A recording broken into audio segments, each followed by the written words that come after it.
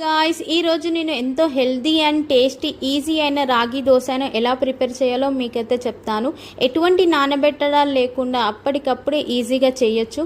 దీనికి నేను ముందుగానే ఉన్న దోశ పిండిని 3 గరిటెలు తీసుకున్నాను. అండ్ 3 గరిటెలు రాగి పిండి తీసుకొని అందులో సాల్ట్ యాడ్ చేసి బాగా కలిపి ఈ కన్సిస్టెన్సీలో వచ్చేంత వరకు కలపాలి. ఇలా కలిపిన దాన్ని ఇప్పుడు దోశలాగా స్ప్రెడ్ చేస్తున్నాను. అండ్ దోశలాగా స్ప్రెడ్ చేసిన తర్వాత దీనిలో ఆయిల్ అండ్ వెల్లిపాయ కారం పొడి స్ప్రెడ్ చేస్తున్నా.